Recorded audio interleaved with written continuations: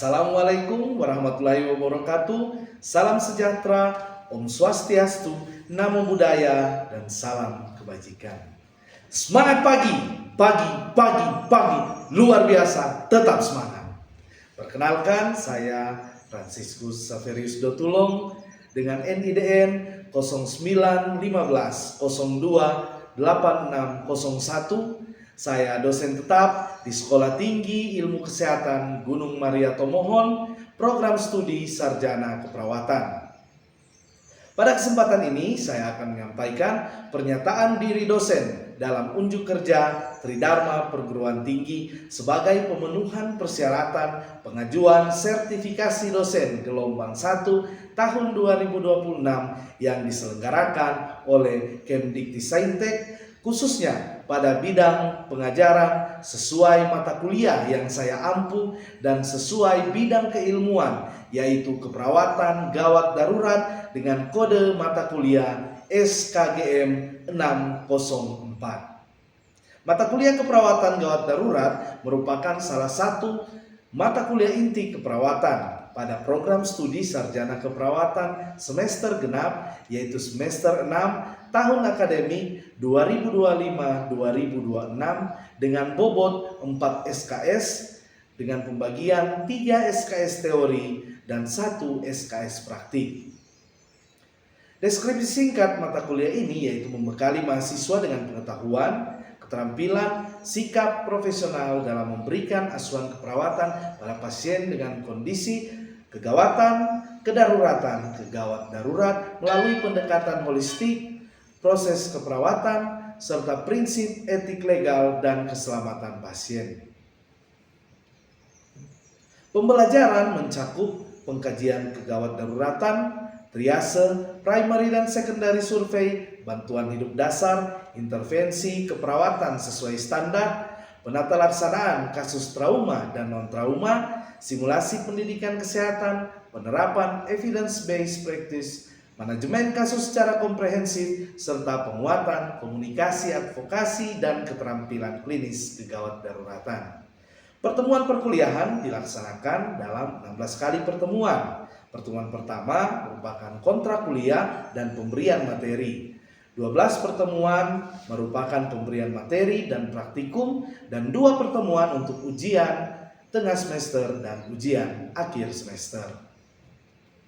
Mata kuliah ini berkontribusi pada pemenuhan CPL program studi, mencakup 1 CPL pengetahuan, 1 CPL keterampilan umum, dan 2 CPL keterampilan khusus. Untuk mencapai CPL ini, maka dalam mata kuliah ini ditetapkan 8 CPMK, yaitu CPMK 1, Filosofi, Konsep Holistik dan Proses Keperawatan Kegawat Daruratan. CPMK 2, Proses Keperawatan pada Pasien di Area Keperawatan Gawat Darurat. CPMK 3, Pengelolaan Asuhan Keperawatan dengan Kasus Kegawat Daruratan, mencakup intervensi, kolaborasi, dan mandiri. CPMK 4, Simulasi Pendidikan Kesehatan Kasus Kegawatan, Kedaruratan, dan Kegawat Daruratan. CPMK 5, Penelitian terkini terkait pengelolaan asuhan keperawatan. CPMK 6, Manajemen kasus secara komprehensif pada pasien yang mengalami kegawatan, kedaruratan, dan kegawat daruratan karena gangguan berbagai sistem, terutama 10 besar kasus penyakit. CPMK 7, Fungsi advokasi dan komunikasi pada kasus kegawatan, kedaruratan, dan kegawat daruratan. Dan CPMK 8, intervensi keperawatan pada kegawat daruratan sesuai dengan standar yang berlaku. Metode pembelajaran mata kuliah ini yaitu ceramah interaktif, small group discussion, demonstrasi, simulasi dan praktik langsung, case method, serta project based learning. Media pembelajaran yang digunakan berupa slide presentasi, video pembelajaran, manikin, peralatan kegawat daruratan, aplikasi Zoom, serta Google Classroom. Prinsip pembelajaran DAI yakni Delivery, Interaction, dan Assessment yang diterapkan pada mata kuliah ini yaitu penyampaian materi yang terstruktur dan berbasis bukti, interaksi aktif, melalui diskusi, simulasi, dan praktik klinis, asesmen yang komprehensif terhadap aspek pengetahuan, keterampilan, dan sikap yang semuanya itu diharapkan mendukung pencapaian kompetensi lulusan yang profesional dalam memberikan asuhan keperawatan gawat darurat. Asesmen mata kuliah ini dilakukan dengan dua cara, yaitu yang pertama, asesmen sumatif yang dilakukan melalui penilaian ujian tengah semester dan ujian akhir semester. Kedua, asesmen formatif yang dilakukan pada saat proses pembelajaran melalui partisipasi aktif, kehadiran, sikap, praktik, presentasi, dan penugasan.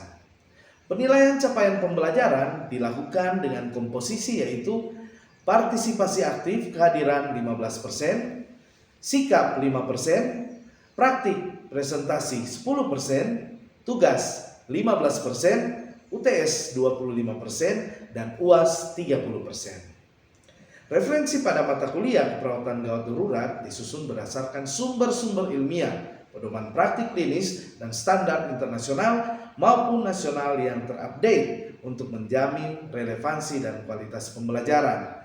Rujukan utama meliputi American Heart Association, Guidelines for CPR and Emergency Cardiovascular Care yang diambil dari tahun 2018 hingga yang terupdate tahun 2025, Advanced Trauma Life Support edisi ke-11 tahun 2025, Pre-Hospital Trauma Life Support edisi ke-10 tahun 2024, General Emergency Life Support 2026, serta berbagai pedoman klinis terkini terkait kegawat daruratan, kardiovaskuler, trauma, dan resusitasi.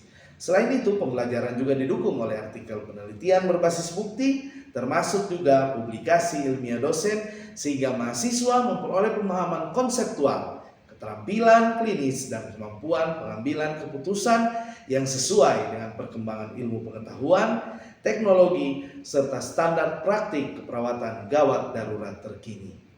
Berikut ini adalah video pembelajaran mata kuliah keperawatan gawat darurat untuk mahasiswa semester 6 tahun akademik 2025-2026 pada pertemuan ke-15, yaitu bantuan hidup dasar. Mari kita simak video pembelajaran ini. Selamat pagi untuk kita semua. Selamat pagi. Mengawali pertemuan, tolong makan semangat dulu, ya. Semangat pagi. Pagi, luar biasa. Tepuk tangan dulu. Senang sekali di pagi ini kita bisa jumpa di dalam pertemuan untuk mata kuliah keperawatan gawat darurat bagi mahasiswa semester 6 untuk program studi S1 keperawatan. Nah, saya yakin Anda ketika pertama kali saya paparkan slide ini pasti sedikit banyak sudah memiliki pengetahuan atau sudah pernah mendengar atau bahkan melihat ketika Anda turun di rumah sakit dalam praktik early clinical exposure, mungkin sudah pernah melihat tindakan-tindakan ini. Nah, khusus pada pertemuan ini kita akan membahas tentang bantuan hidup dasar. Bagaimana dan apa bantuan hidup dasar itu? Mari kita lihat slide selanjutnya. Nah, perlu kita ketahui bersama bahwa pada saat ini risiko-risiko yang menyebabkan terjadinya gagal jantung ataupun serangan jantung ataupun gagal napas itu sangat-sangat besar di tengah masyarakat. Sehingga kalau kita lihat prevalensi saat ini, bahkan di Amerika pun, di negara yang sudah sangat maju dengan kekuatan dari segi kesehatannya, itu bahkan mereka masih 90% kasus itu adalah kasus henti jantung. Sedangkan di Indonesia sendiri berdasarkan SKI itu ada 0,85% ya yang mengalami penyakit jantung. Nah, angka ini sebenarnya menjelaskan kepada kita bahwa betapa pentingnya kita mengetahui cara untuk mengatasi penyebab-penyebab henti jantung. Akan tetapi selain itu, yang paling penting adalah ketika kita menghadapi pasien atau orang terdekat kita yang mengalami henti napas, henti jantung, kita tahu cara untuk mengatasinya. Ya, dari Riskesdas khusus di Sulawesi Utara di tempat kita, ya, penyakit jantung itu urutan ke-7. Anda bisa membayangkan betapa satu hal urgensi bahwa di Sulawesi Utara kita ini dia menempati urutan 7 di Indonesia. Dari sekian banyak provinsi kita masuk di 10 besar. Berarti apa? Berarti banyak sekali terjadi hal-hal seperti ini di tengah-tengah kita yang mungkin tidak kita ketahui. Nah, henti jantung itu memang pada saat ini belum terdata secara maksimal. Karena banyak kasus-kasus yang terjadi di luar sana, akan tetapi mungkin tidak terdata dengan baik, artinya tidak dilaporkan karena sistem informasi kesehatan kita yang masih sangat terbatas. Sehingga mungkin ketika melihat data-data ini, datanya itu bahkan semakin lebih banyak hingga tahun-tahun saat ini. Nah, sebelum lanjut saya ingin memutar dulu salah satu video untuk kita tonton bersama.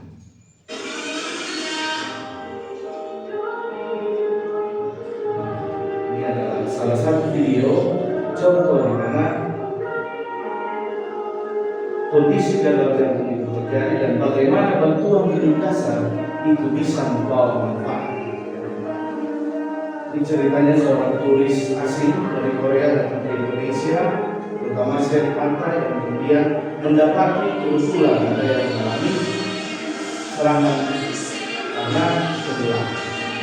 Dia mengalami napas jantung dan dia bisa menyelamatkan seorang anak ini hanya dengan teknik bantuan hidup dasar atau kita kenal bersama adalah resusitasi jantung paru. Nah, ini salah satu contoh nyata bahwa di luar sana banyak kondisi-kondisi yang bisa terjadi yang kemudian mempengaruhi keselamatan dari individu yang mengalami henti napas maupun henti jantung. Nah, apa sebenarnya itu bantuan hidup dasar? Jadi pada dasarnya dari kata asalnya saja kita bisa melihat bahwa itu adalah salah satu upaya usaha untuk mempertahankan kehidupan di saat menderita atau orang yang mengalami henti napas itu dalam kondisi yang mengancam nyawa. Kita ingatkan tujuan pembelajaran gawat darurat adalah apa? Menyelamatkan nyawa, mencegah kecacatan dan mencegah penurunan kondisi kesehatan. Nah, ini adalah salah satu bentuk yang sangat-sangat penting. Kemudian selanjutnya, ketika kita mendapatkan orang yang mengalami henti napas, henti jantung, nah, bagaimana sebenarnya tingkat keberhasilan kita? Ketika 1 menit kondisi itu terjadi, kemudian kita memberikan pertolongan, orang itu akan boleh mendapatkan bantuan yang efektif dan mengalami kondisi yang menyelamatkan itu sebesar 98% peluang keberhasilannya. Ketika sudah 3 menit tinggal 50%, dan ketika sudah di atas menit tinggal 1%. Sehingga dari data ini mencerminkan bahwa kecepatan adalah hal yang sangat penting. Time saving is life saving. Ya, jadi semakin cepat kita memberikan pertolongan, maka semakin cepat pula kita bisa menyelamatkan orang tersebut. Nah, tujuan PAD itu sebenarnya apa? Berhenti sirkulasi, mencegah berhenti respirasi, ya, dan memberikan bantuan eksternal terhadap sirkulasi dan ventilasi. Kira-kira dari Anda ada yang tahu kenapa dibilang bantuan eksternal? Kenapa BHD itu disebut sebagai suatu bantuan eksternal? Adakah yang bisa menjelaskan kenapa itu disebut eksternal? Ya, dari asal kata, boleh. Silakan. Jadi, mungkin karena banyak terjadinya risiko paling banyak di luar dari luar rumah sakit, di luar yang orang yang siksa mau aku membiarkan. Jadi makanya mungkin biar di sini baik istilah Disebut eksternal ya. Terima kasih. Ada lagi? Terima kasih. Tepuk tangan dulu untuk terkait eksternal ini. Ada? Silakan kalau ada. Oke. Kalau tidak ada, kita lanjut. Nah, jadi eksternal itu karena apa? Karena kita memberikan bantuan yang sifatnya dari luar. Artinya apa? Kita akan menggunakan baik peralatan seperti ini namanya apa? Saya tahu. Ya, ya, BVM atau back valve mask. Ini indikasi bantuan hidup dasar. Yang pertama adalah ketika terjadi henti nafas. Nah, henti nafas ini banyak kasus yang bisa menyebabkan seseorang itu mengalami henti nafas. Bisa kita lihat sebagai contoh tadi, contoh yang video yang saya tontonkan ke Anda adalah orang tenggelam. Selain itu bisa karena tersengat listrik, dia menjadi circulation airway breathing. Kemudian berlanjut 3 regulasi yang terbaru di tahun 2025 ini tetap dengan CAB, hanya ada penambahan unsur-unsur yang khusus. Misalnya ketika kita cek nadi, sebentar ketika kita cek nadi karotis di 2020 itu masih disebutkan 5 hingga 10 detik. Tetapi saat ini itu harus dilakukan di bawah 10 detik. Nah, alat apa tadi yang sempat di awal saya sampaikan? Alat BVM. Selain itu apa? Alat AED. Itu yang paling penting, ya. Nah, setelah itu kita masuk ke teknik circulation. Nah, teknik circulation ini adalah bagaimana kita memastikan dulu apakah ada detak jantung pada korban atau tidak. Nah, caranya bagaimana? Nah, bisa Anda lihat di manikin ini, kita akan mengecek langsung pada arteri karotis. Jadi pada manusia arteri karotis ada 2, di sebelah kanan dan sebelah kiri. Jadi kalau kita menempatkan 2 jari kita di tengah posisi leher atau di atas Adam's apple kalau pada laki-laki, kita bisa menggesernya ke arah samping kanan atau kalau dari sini ke arah samping kiri, kira-kira 2 hingga 3 cm, ya. Nah, disinilah letak arteri karotis. Hati-hati waktu melakukan pengecekan, kita harus pastikan bahwa memang benar-benar arteri karotis ini tidak teraba di bawah berapa detik? Di bawah 10 detik. Kalau di regulasi sebelumnya 5 hingga 10 detik. Di terbaru di bawah 10 detik. Nah, bagaimana kalau Anda mengecek sudah di bawah 10 detik dan kira-kira belum dapat?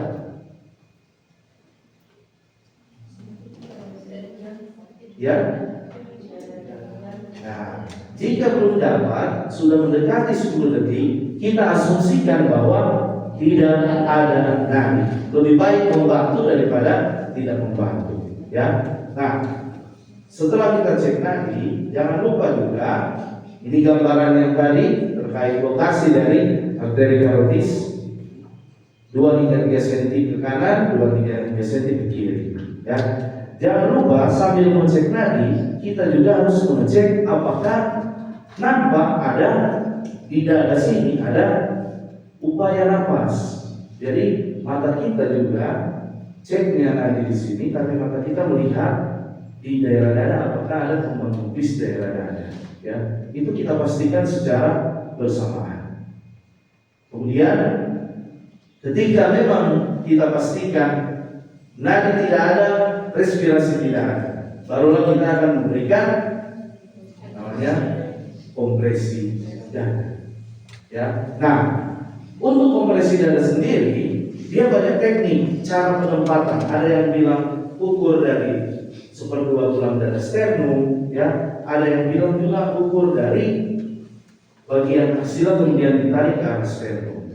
Nah, yang paling cepat di dalam tata laksana ketika Anda menghadapi pasien adalah yang mudah, adalah memang kita mengukur langsung dari antara sisi samping aksila, kita tarik ke arah tulang sternum.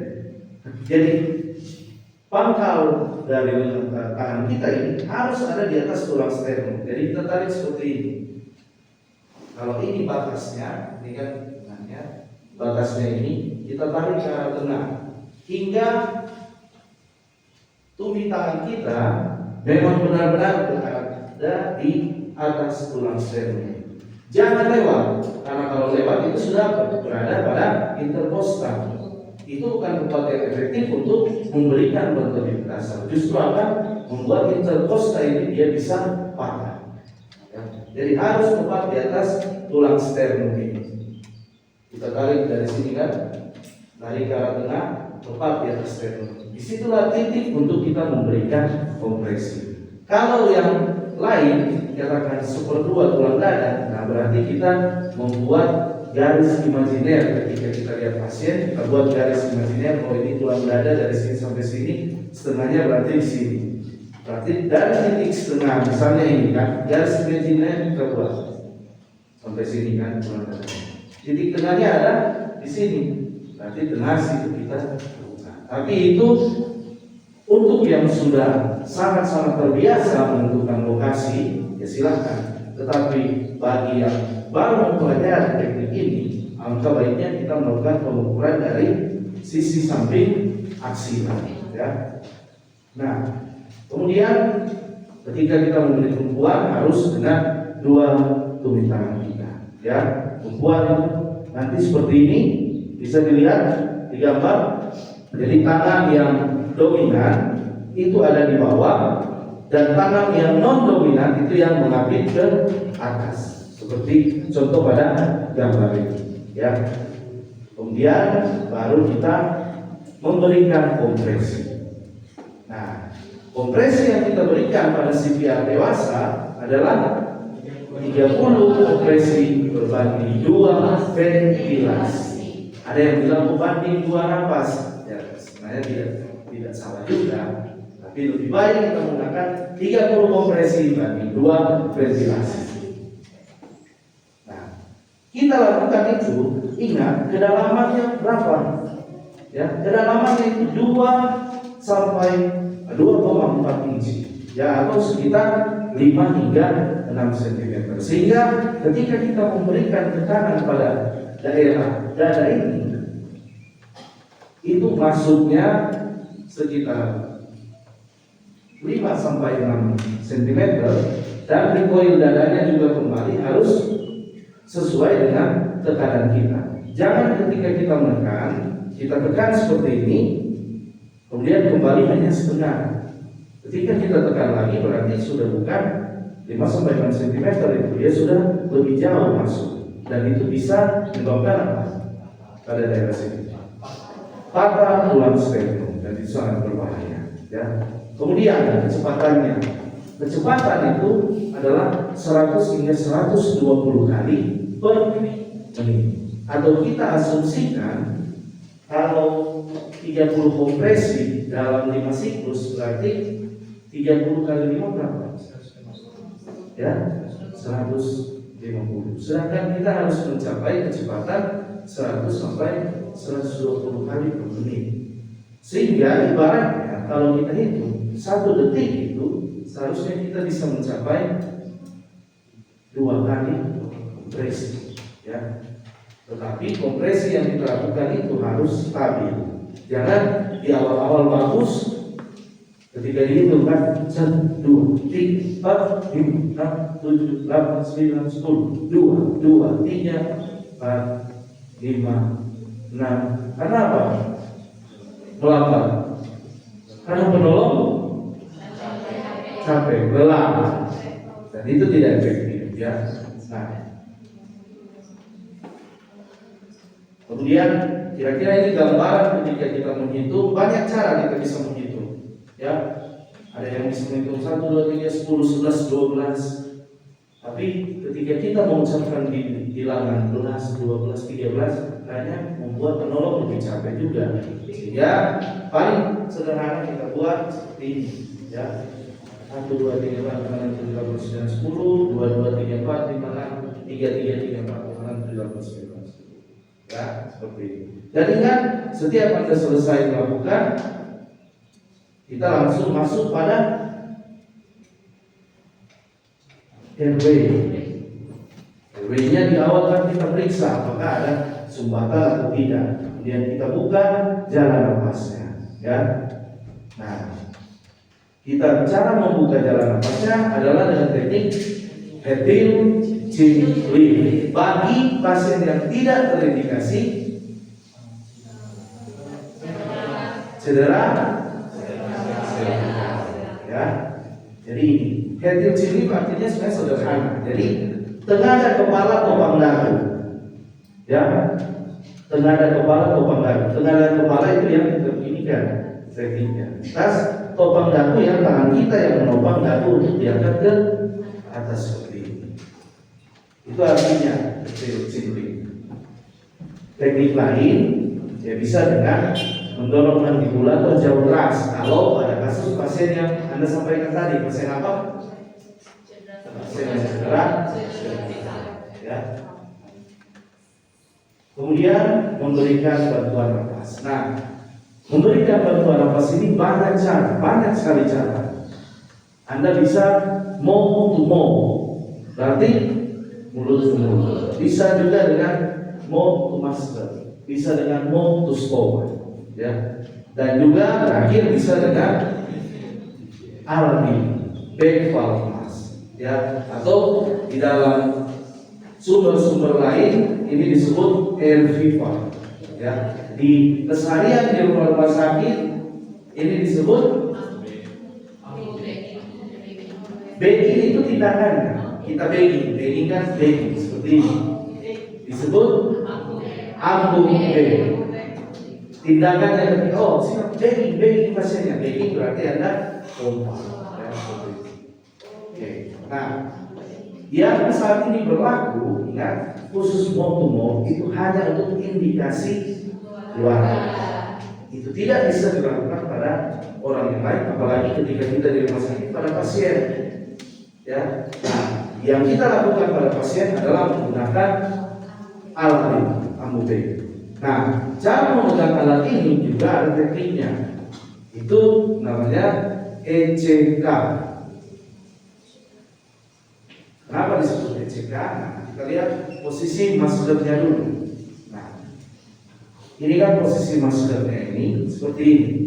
Kira-kira yang di bagian atas hidungnya mana? Ya, yang kecil atau besar? Yang ada di bagian atas jangan terputar, ya. Yang ada di bagian atas dia harus ini kelihatan yang di sana, dia harus seperti ini, ya. Kecil. Kenapa? Ini ke tulang hidung. Bagian bawah ini ke dagu, ya. Nah, cara pegangnya kan dia eject clear. Ini 3 jari, yang C ada di sini, ya. Kan Anda nanti pegang dari seperti ini kan. Kalau ke pasien dia seperti ini, ya. Karena yang pegang BFM harus posisi di bagian atas kepala, jadi seperti ini. C-nya yang di jari dan jari telunjuk, E-nya yang di bagian dagu untuk mengangkat dagu. Kemudian K-nya di mana? K-nya yang di sini. Ada napas? Pasti ada. Nah, Anda bernapas saat ini? Pertanyaan kelima, pertanyaan terakhir. Kapan RTP bisa dihentikan? Oh ya, silakan Sarah. Jadi kan pas yang pertama ventilasi spontan, Menolong lelah, DNR, tanda kematian. Ya. Itu harus diperhatikan karena kita juga harus tahu kapan kita mulai, kapan kita selesai. Ya. Saya kira itu sekian, terima kasih dan selamat siang.